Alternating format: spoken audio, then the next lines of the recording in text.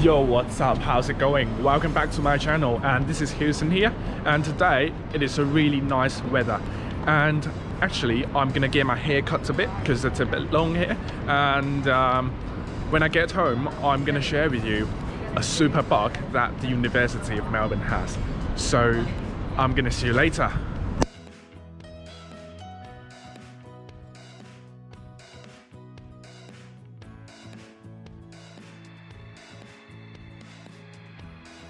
And alright, I'm back home now with my new haircut, and I was so glad that I went there because according to what I've just heard, Melbourne is going to face a lockdown very soon, which means that this is going to be my last haircut for the next 6 weeks or so. I'm really grateful for myself that I made the decision to go to the salon today. Alright, so now let's get started into today's topic. So in the last episode, I talked about the overload system, but I guess that maybe there are some of you who have already known what that was. But then what I'm going to talk about today, I believe that 99% of you wouldn't have any idea about it. I had chats to some of my friends regarding this, but then it turned out that nobody had any idea about it.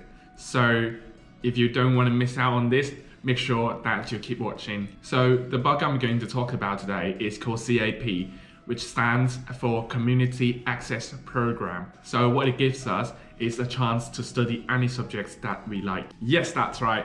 So no matter what your major is, no matter how you did in your previous studies, no matter if you have chosen 4 subjects to study in a semester, you can always take this as long as you want to study it. And here's an example of what we're going to study in a year. So let's say that we plan to study A1 to A4 in the first semester and B1 to B4 in the second one. And we assume that none of these A subjects requires a prerequisite. That implies that we can study any of these A freely without previously completing another subject.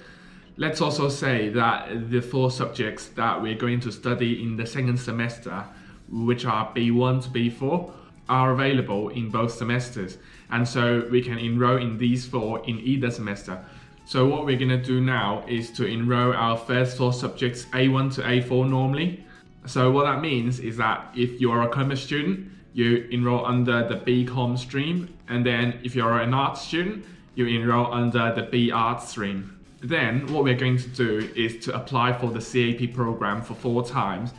That way we can enroll in B1 to B4 these 4 subjects, and we also need to apply to study them in the same semester as the previous 4 subjects. And so now we're going to have 8 subjects in total in the same semester.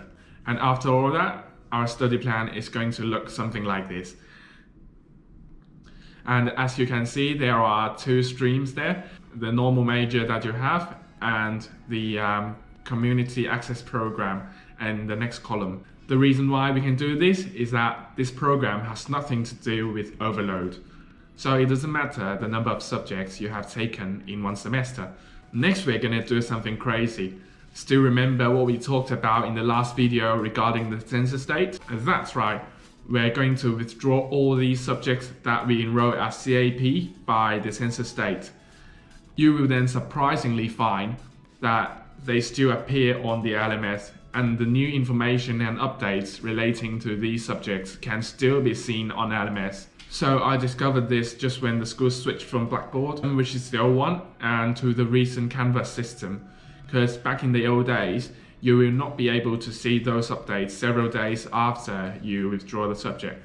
So last semester, I enrolled in this French subject and withdrew it by the census date. But until now, as you can see, I am still able to access everything on LMS about this subject. So if you withdraw B1 to B4, which are the CAP subjects before the census date, you will also be able to access all these updates. And what you're going to do last is to enroll these 4 subjects in the next semester and under your normal degree. And you may be wondering, how come this is useful? Well, a very simple example. As we can still know the updates of the subject, we would know the solutions to the assignments and quizzes and all that kind of things.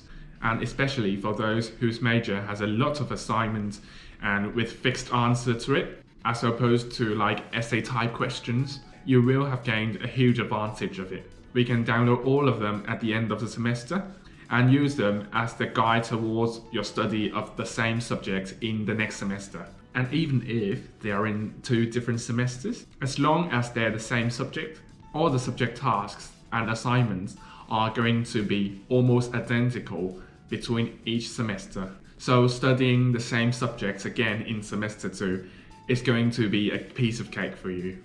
The next advantage that the CAP system has is it's very inexpensive for you. So I had taken several French subjects previously, and I had some taken under my normal degree, as well as the other one that is taken under the CAP. And the difference in the tuition fees really shocked me. For an international student, taking it under a normal degree as a breadth subject would take you about $4,500, but it's only 1/3, which is less than $1,500 if you take it under the CAP program. So the way that this can be used is that when you have a really wide range of interests and you have run out of breath, let's say, then you can take on this CAP program and it gives you the opportunity to study them. So without the stress and worry about your academic results and performance, this CAP program is definitely what you're going to have for your interests.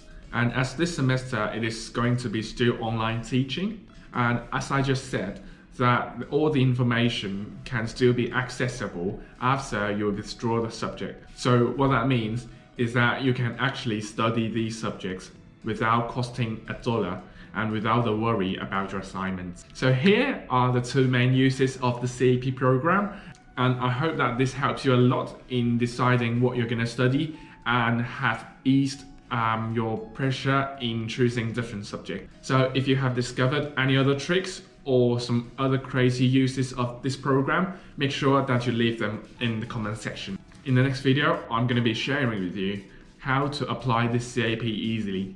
So keep track of my videos if you're interested, and don't forget to subscribe to my channel, as all of your support is really helping me out to become a better YouTuber and to make better videos for all you guys. Thank you very much for watching this video of mine, and I'm going to see you next time. Bye!